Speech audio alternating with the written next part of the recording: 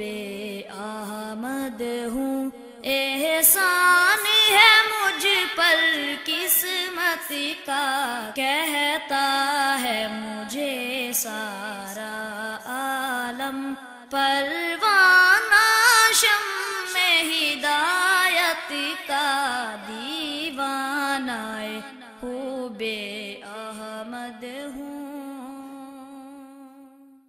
السلام علیکم ورحمۃ اللہ وبرکاتہ۔ ان الحمد للہ نحمده ونصلی علی رسولہ الکریم۔ اعوذ باللہ من الشیطان الرجیم۔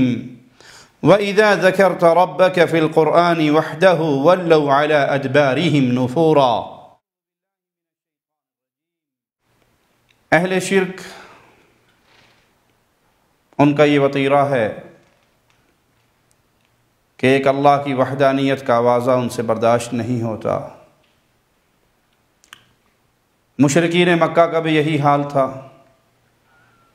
قرآن حکیم نے اسی طرف ان آیات میں وضاحت کی کہ اے نبی کریم صلی اللہ علیہ وسلم، جب آپ ایک اللہ کا ذکر کرتے ہیں تو یہ پیٹھ پھیر کر بھاگ جاتے ہیں۔ رب کی وحدانیت کے آوازے ان کے مزاج پر بھاری پڑتے ہیں۔ مالک کا فرمان سنیے۔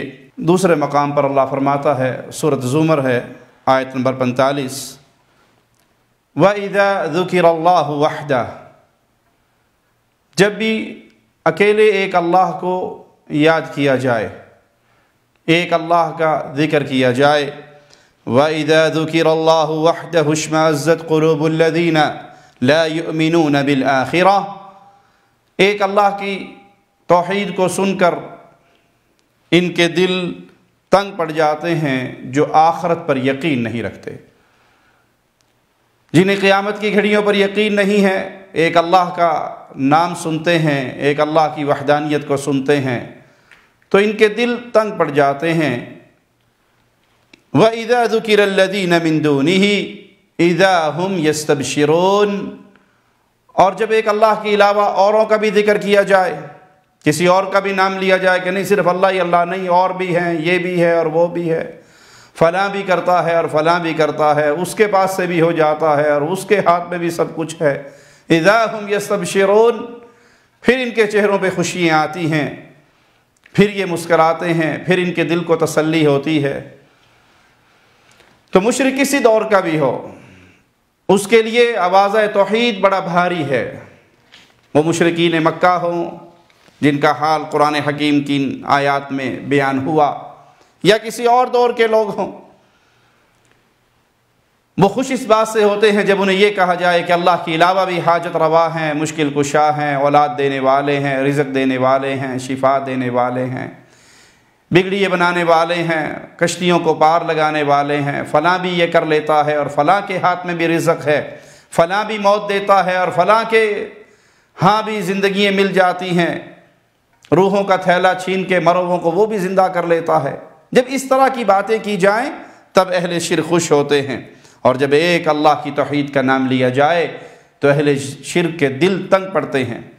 آج بھی آپ دیکھ لیں، علماء سوء کے روپ میں قبر پرستوں کے وکیلوں کو دیکھ لیں، جو گلی گلی محلہ محلہ گھوم کر آوازیں لگا کر شرک کو اسلام ثابت کرنے کی ناکام و نامراد کوشش کر رہے ہیں، شرک کو سبز چولے میں چھپا کر عوام الناس میں پھیلانے کی ناکام کوشش کر رہے ہیں، جن کا بس نہیں چلتا کہ اپنے بنائے ہوئے جھوٹے معبودان ان کو ہی یہ سب کچھ تسلیم کر لیں۔ انہی میں سے ایک پیر صاحب کا حال آپ کو سناتے ہیں، ایک حضرت جی کا کلپ آپ کو دکھاتے ہیں، پیر ثاقب شامی، ان کا یہ کلپ سنیے جس میں وہ کہتے ہیں کہ یونیورسٹی کے کچھ طلباء نے ہم سے سوال کیا کہ لوگ کہتے ہیں ولی اولاد دیتے ہیں، ولی بیٹے دیتے ہیں، کیا یہ کہنا جائز ہے؟ اور یہ ڈائریکٹ جواب ہے اس سوال کا جو یہاں کی کچھ یونیورسٹیز کے اسٹوڈنٹس نے بھیجا تھا کہ لوگ کہہ دیتے ہیں ولی اولاد دیتے ہیں، ولی بیٹے دیتے ہیں، یہ کہنا جائز ہے یا نہیں؟ یہ سوال ہوا پیر ثاقب شامی صاحب سے، تو انہوں نے اپنے اس بد عقیدگی کی حمایت کے اندر ایک من گھڑت جھوٹی روایت پیش کی اور اس کو اپنے خیال کے مطابق، فاسد خیال کے مطابق ان کے سوالوں کا ڈائریکٹ جواب قرار دیا۔ آئیے پیر صاحب کا کلپ سنیں۔ اور یہ حدیث پیش کرتا ہوں آپ کی بارگاہ میں۔ حضرت عبداللہ بن مسعود رضی اللہ تعالیٰ روایت فرماتے ہیں کہ حضور اکرم صلی اللہ علیہ وسلم نے ارشاد فرمایا، اللہ کی مخلوق میں 300 اولیاء اللہ ایسے ہیں، 300 لوگ ایسے ہیں جن کے دل حضرت آدم علیہ السلام کے دل کے موافق ہیں۔ اللہ کی اس وسیع مخلوق میں 40 اولیاء اللہ ہمیشہ ایسے ہوتے ہیں جن کے دل حضرت موسیٰ علیہ السلام کے دل کے موافق ہیں۔ اللہ کی اس وسیع مخلوق میں 7 اولیاء اللہ ہمیشہ ایسے ہوتے ہیں جن کا دل حضرت ابراہیم علیہ السلام کے دل سے موافقت رکھتا ہے۔ ہمیشہ 5 اولیاء اللہ ایسے ہوتے ہیں جن کا دل حضرت جبرائیل علیہ السلام سے موافقت رکھتا ہے۔ 3 اولیاء اللہ ہمیشہ ایسے رہتے ہیں جن کا دل حضرت میکائیل علیہ السلام کے دل کے موافق ہے، اور ایک ولی ہمیشہ ایسے ہوتا ہے جس کا دل حضرت اسرافیل علیہ السلام کے دل کے موافق ہے۔ فرمایا جب اس ایک کا انتقال ہوتا ہے تو اللہ جل وعلا ان 3 میں سے اس کا متبادل لاتا ہے۔ جب 3 میں سے کسی کا انتقال ہوتا ہے تو اللہ 5 میں سے اس کا متبادل لاتا ہے۔ جب 5 میں سے کسی کا انتقال ہوتا ہے تو اللہ ان 7 میں سے کسی اس کا متبادل لاتا ہے۔ جب 7 میں سے کسی کا انتقال ہوتا ہے تو وہ 40 اولیاء جن کا دل حضرت موسیٰ علیہ السلام کے دل کے موافق ہے، اللہ ان میں سے اس کا متبادل لاتا ہے۔ اور جب 40 میں سے کسی کا انتقال ہوتا ہے تو اللہ ان 300 اولیاء میں سے اس کا متبادل لاتا ہے۔ 300 میں سے کسی کا انتقال ہوتا ہے تو اللہ عام مومنین میں سے اس کا بدل لاتا ہے۔ فرمایا یہی وہ اولیاء ہیں جن کی وجہ سے، جن کے صدقے اللہ زندگی بھی دیتا ہے، موت بھی دیتا ہے۔ یہی وہ اللہ کے پیارے ہیں جن کی وجہ سے اللہ زندگی بھی دیتا ہے، موت بھی دیتا ہے۔ یہی وہ اللہ کے پیارے ہیں جن کی وجہ سے اللہ فصلیں اگاتا ہے۔ یہی وہ اللہ کے پیارے ہیں جن کی وجہ سے اللہ مصیبتیں ٹالتا ہے۔ یہی وہ اللہ کے پیارے ہیں جن کی وجہ سے اللہ جل وعلا آسمان سے بارش برساتا ہے۔ انا للہ و انا الیہ راجعون۔ اب جو اس پیر جی نے روایت سنائی ہے، جھوٹی من گھڑت روایت، اس روایت کا حال ہم آپ کے سامنے رکھتے ہیں، اور یاد رکھیے گا اہل شرک کی جتنی دلیلیں ہیں وہ ناکارہ مکڑی کے جالے سے زیادہ کمزور اور بودی ہوتی ہے۔ یہ روایت بھی جو پیر جی نے آپ کو سنائی، شامی صاحب نے آپ کو سنائی، یہ روایت امام ابن عساکر کی تاریخ دمشق جلد 1 صفحہ 303 سے لے کر 304 تک ہے۔ اس کی سند میں باقی تمام علتوں کو چھوڑ کر صرف ایک ہی عرض کر دیں کہ اس میں ایک راوی ہے عثمان بن عمارہ، امام ذہبی رحمہ اللہ وہ میزان الاعتدال جلد 5 صفحہ 64 پر اس کا احوال بیان کر کے یہ روایت نقل کر کے فرما کیا رہے ہیں، ذرا امام ذہبی رحمہ اللہ کا قول سنیے۔ فقاتل اللہ من وضع هذا الافک، اللہ ہلاک و برباد کرے جس نے یہ جھوٹ گھڑا، اسے اللہ ہلاک کر دے، برباد کر دے۔ یہ جھوٹی روایت جس نے تراشی، جسے پیر ثاقب شامی اپنی بدعقیدگی کے لیے پیش کر رہے ہیں، اس کو امام ذہبی رحمہ اللہ بددعا دیتے ہوئے کہہ رہے ہیں اللہ ہلاک کرے، تباہ کرے، برباد کرے، قتل کرے اس مجرم کو جس نے یہ جھوٹ تراشا۔ آئیے اسی روایت کو آگے لے کر چلتے ہیں۔ امام ابن حجر عسقلانی رحمہ اللہ کی عدالت میں وہ اپنی کتاب لسان المیزان میں اسی عثمان بن عمارہ کا حال بیان کر کے پھر اس جرح کو برقرار رکھتے ہیں، اور یہ 2 عظیم محدثین گواہی دے رہے ہیں کہ ثاقب شامی کی بیان کردہ یہ روایت جھوٹ کا پلندہ ہے، جھوٹی روایت ہے۔ اس کی سند میں 2 راوی عثمان بن عمارہ اور عبد الرحمن بن یحییٰ مجہول ہیں، ان کا حال ہی نہیں ملتا کہ یہ کیسے ہیں۔ شامی صاحب کی زبان سے یہ مکمل روایت سن چکے ہیں۔ اس روایت میں اس بات کا سرے سے کوئی ذکر ہی نہیں کہ اولیاء کرام اولاد دیتے ہیں، بیٹے دیتے ہیں، تو اس سے یہ عقیدہ ثابت کرنا صاف جھوٹ نہیں تو اور کیا ہے۔ روایت آپ نے پوری سن لی، اس روایت میں کہیں بھی یہ ذکر نہیں کہ اولاد اولیاء کے در سے ملتی ہے، بیٹے اولیاء کے در سے ملتے ہیں۔ یہ دھاندلی ہے، یہ سینہ زوری ہے کہ اپنا عقیدہ اپنے پاس سے تراشیں، اور جو آپ نے دعویٰ کیا، جو آپ نے سوال کا ڈائریکٹ جواب دیا، وہ تو چیز اس میں ہے ہی نہیں، اس کا تو ذکر یہاں پہ ملتا ہی نہیں۔ ثاقب صاحب اس جھوٹی روایت کے سہارے اپنی محفل میں رنگ جماتے ہیں، کہتے ہیں یہی اولیاء ہیں جن کے صدقے سے اللہ زندگی دیتا ہے، موت بھی دیتا ہے، فصلیں بھی اگاتا ہے، مصیبتیں بھی ٹالتا ہے، بارشیں بھی برساتا ہے۔ یہی وہ اولیاء ہیں جن کی وجہ سے، جن کے صدقے اللہ زندگی بھی دیتا ہے، موت بھی دیتا ہے۔ یہی وہ اللہ کے پیارے ہیں جن کی وجہ سے اللہ زندگی بھی دیتا ہے، موت بھی دیتا ہے۔ یہی وہ اللہ کے پیارے ہیں جن کی وجہ سے اللہ فصلیں اگاتا ہے۔ یہی وہ اللہ کے پیارے ہیں جن کی وجہ سے اللہ مصیبتیں ٹالتا ہے۔ یہی وہ اللہ کے پیارے ہیں جن کی وجہ سے اللہ جل وعلا آسمان سے بارش برساتا ہے۔ یہ ان کا صاف صاف جھوٹ ہے، کھلا جھوٹ ہے۔ اس کا غلط ہونا خود پیر شامی کی زبان سے ثابت ہے۔ پہلے اس جھوٹی روایت کے الفاظ سن لیجئے، ہم آپ کو سناتے ہیں، ان الفاظ کو سنیے۔ سیدنا عبداللہ ابن مسعود سے سوال ہوا، کیف بہم یحیی و یمیت، ان کے ذریعے کیسے زندگی دے گا اور کیسے موت دے گا؟ قال لأنہم یسألون اللہ عز وجل اکثار الامم فیکثرون، کیونکہ یہ اللہ عز وجل سے امت میں اضافے اور کثرت کا سوال کرتے ہیں تو امت میں اضافہ ہوتا ہے۔ وَيَدْعُونَ عَلَى الْجَبَابِرَةِ فَيُقْسَمُونَ، اور یہ جابروں کے خلاف بد دعا کرتے ہیں تو وہ ہلاک ہو جاتے ہیں۔ وَيَسْتَسْقَوْنَ فَيُسْقَوْنَ، یہ بارش کی دعا کرتے ہیں تو اللہ بارش برساتا ہے۔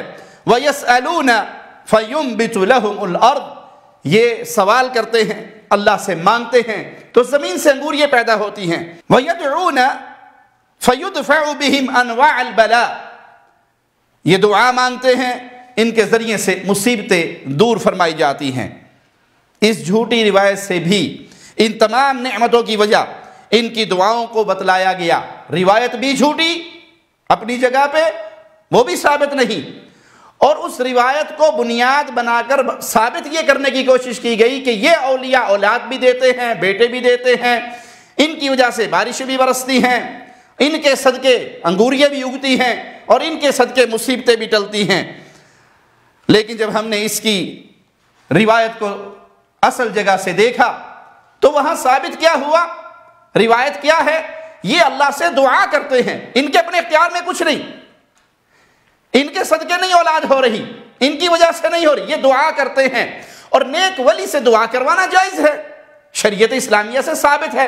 دعا کروانا اور ماجرا ہے، اور ولیوں کا بیٹے دینا، ولیوں کا اولاد دینا، ولیوں کا مصیبتیں ٹالنے اور ماجرا ہے۔ آپ نے جو دعویٰ کیا وہ دعویٰ تو اس روایت کے اندر موجود ہی نہیں۔ آئیے شامی صاحب کو دوبارہ سنیں۔ لوگوں نے پوچھا، ہے عبداللہ ابن مسعود رضی اللہ تعالیٰ عنہ، آپ یہ بتائیں کہ اللہ ان کی وجہ سے زندگی کیسے دیتا ہے؟ کہا یہ امتوں میں کثرت کی دعائیں کرتے ہیں، ان کی دعاؤں کی لاج رکھتے ہوئے اللہ لوگوں کو بیٹے بھی دیتا ہے، بیٹیاں بھی دیتا ہے۔ شامی صاحب نے کیا کہا؟ ان کی دعاؤں سے ہوتا ہے، دعاؤں سے ہونا اور ان کے صدقے ہونا، ولیوں کا دینا اور ان کی دعاؤں سے ہونا، زمین آسمان کا فرق ہے۔ اہل سنت اہل الحدیث اس بات کے قائل ہیں کہ اللہ کے نیک ولی اپنی زندگی میں دعا کرتے ہیں، اللہ ان کی دعائیں سنتا ہے۔ نیک بندے سے دعا کروانا جائز ہے، نیک اولیاء اللہ سے دعا کروانا جائز ہے، یہ بات ثابت ہے، اس میں کسی کا اختلاف نہیں۔ لیکن یہ کہنا کہ یہ ولی اولاد دیتے ہیں، ان کے ہاں سے بیٹے مل جاتے ہیں، اب اس کو بنیاد بنا کر مزید آگے ثاقب شامی صاحب کیا کہتے ہیں وہ بھی سنیے۔ تم کہتے ہو داتا علی حجویری کی برکت سے اللہ نے مجھے بیٹا دیا، اللہ نے مجھے بیٹی دی، یہ لاہوریوں کا عقیدہ نہیں، یہ بریلی کا عقیدہ نہیں، یہ حضرت عبداللہ ابن مسعود کا عقیدہ ہے۔ حضور کے اس فرمان کی وضاحت یہی ہے، یہ امتوں میں کثرت کی دعا کرتے ہیں، اللہ ان کی دعاؤں کی لاج رکھتے ہوئے لوگوں کو بیٹے بھی دیتا ہے، بیٹیاں بھی دیتا ہے۔ انتہائی افسوس کی بات ہے، بریلی کے بریلویوں کو اپنے پاس سے گھڑ کر تراش کر اپنا عقیدہ بنا کر صحابی جلیل عبداللہ ابن مسعود رضی اللہ عنہ وارضاہ کی طرف منسوب کرتے ہوئے بالکل شرم نہیں آئی۔ ابن مسعود نے قطعاً یہ نہیں کہا کہ قبروں میں دفن ہو جانے والے یہ اولیاء وہ دعائیں کرتے ہیں۔ آپ کا عقیدہ تو ہے حجویری کی وجہ سے مجھے بیٹا ملا، اور یہاں بھی آپ نے بات کرتے ہوئے ڈنڈی ماری۔ آپ جا کر دیکھئے باب حجویری کی قبر پہ لوگ ڈائریکٹ اس کا پکار رہے ہیں، ڈائریکٹ اس سے اولاد مانگ رہے ہیں، دعا کا مسئلہ بھی نہیں۔ اور اگر دعا کا معاملہ ہے تو وہ بھی زندوں کے ساتھ ہے، مردوں کے ساتھ نہیں۔ آپ نے جو روایت پیش کی وہ بھی جھوٹی، وہ روایت بھی سچی نہیں، اور اس میں بھی ذکر ہے زندہ انسانوں کی دعاؤں کا، مردوں کا ذکر نہیں، اور اس کی بیس پر آپ کہہ رہے ہیں کہ حجویری کے پاس سے اس کی برکت سے مجھے بیٹا مل جاتا ہے۔ تو کہاں عبداللہ بن مسعود نے یہ فرمایا رضی اللہ عنہ وارضا کہ ان مردوں کی دعاؤں کی وجہ سے یہ ہوتا ہے؟ جو روایت ان کے نام پہ منسوب کی گئی، اس پر بھی غور کریں تو بات سمجھ آتی ہے کہ فوت ہو جانے والے لوگوں کے دعائیں مانگنے کا اس میں کوئی ثبوت نہیں کہ ان کی قبروں پہ آئے اور ان سے کہیں کہ تم ہمیں اللہ سے لے کے دو، پیر شاہ جمال ککڑ گھینتے پتر ڈیر رتا لال۔ اس روایت میں ایسا کوئی ذکر نہیں کہ ان مردوں کی قبروں پہ آ کر ان سے مانگا جائے، ہماری ان کے آگے اور ان کی اللہ کے آگے، یہ ہمیں اللہ سے لے کر دیتے ہیں یا ان کی دعاؤں کی وجہ سے ہمیں ملتا ہے۔ آئیے اس من گھڑت روایت کے عربی الفاظ ہم آپ کو سنائیں۔ وَإِذَا مَاتَ مِنَ الثَّلَاثَةِ أَبْدَلَ اللَّهُ تَعَالَى مَكَانَهُ مِنَ الْخَمْسَةِ، جب 3 میں سے ایک مر جاتا ہے تو اللہ 5 میں سے اس کی جگہ پہ کسی اور کو لا دیتا ہے۔ وَإِذَا مَاتَ مِنَ الْخَمْسَةِ، اور جب 5 میں سے کوئی مرتا ہے أَبْدَلَ اللَّهُ تَعَالَى مَكَانَهُ مِنَ السَّبْعَةِ، تو 7 میں سے اس کی سیٹ اللہ پوری کر دیتا ہے۔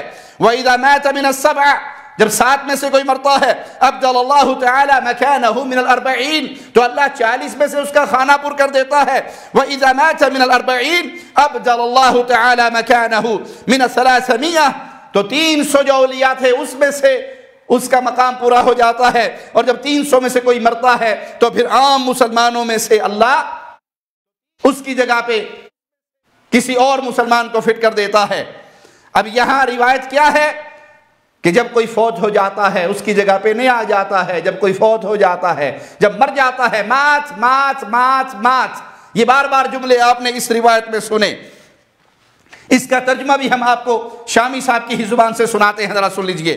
فرمایا جب اس ایک کا انتقال ہوتا ہے تو اللہ جل وعلا ان 3 میں سے اس کا متبادل لاتا ہے، جب 3 میں سے کسی کا انتقال ہوتا ہے تو اللہ 5 میں سے اس کا متبادل لاتا ہے۔ اب اس روایت میں بار بار آپ نے سنا اذا مات اذا مات اذا مات، جب اس کی موت واقع ہوئی تو اللہ اس کا متبادل لے کر آتا ہے۔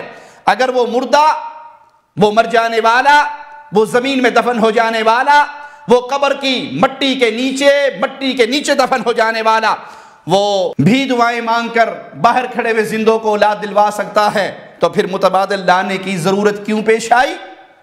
اس کی جگہ پہ نیا کیوں آیا؟ وہ تو زندہ لاکھ کا، مرا 1.25 لاکھ کا، وہ تو نیچے پڑے پڑے بھی دعائیں مانگ سکتا ہے۔ آپ نے جو روایت پیش کی وہ جھوٹ پر مبنی من گھڑت روایت، سچی نہیں، اور اس جھوٹی روایت میں بھی جو چیز ہے وہ ولی کی دعا کا ذکر ہے، اور ولی کی دعا سے کسی اہل ایمان کو انکار نہیں ہے۔ صحابہ اللہ کے نبی صلی اللہ علیہ وسلم سے دعائیں کرواتے تھے، پیارے نبی صلی اللہ علیہ وسلم کی وفات کے بعد لوگ صحابہ سے دعائیں کرواتے تھے، سیدنا عمر، سیدنا عباس سے دعائیں کرواتے تھے۔ اعلیٰ حد القیاس قیامت تک یہ سلسلہ جاری و ساری رہے گا، لوگ نیک لوگوں سے دعائیں کرواتے رہیں گے۔ دعا کروانا اور ماجرا ہے، دعا کی وجہ سے اللہ کسی کو کچھ عطا فرمائے اور ماجرا ہے، لیکن مردوں کی قبروں پہ جا کے ان سے مانگنا، ان کو اپنا حاجت روا مشکل کشا سمجھنا، یہ باطل من گھڑت عقیدہ ہے، جس کا آپ کو آپ کی پیش کردہ جھوٹی روایت کے اندر بھی کوئی ثبوت نہیں ملا۔ اللہ سے دعا ہے اللہ ان بھٹکے ہوئے لوگوں کو راہ توحید کا راہی بنائے اور ہدایت سے ان کو نواز دے۔ اقول قولی ھذا واستغفر اللہ لی ولکم ولسائر المسلمین۔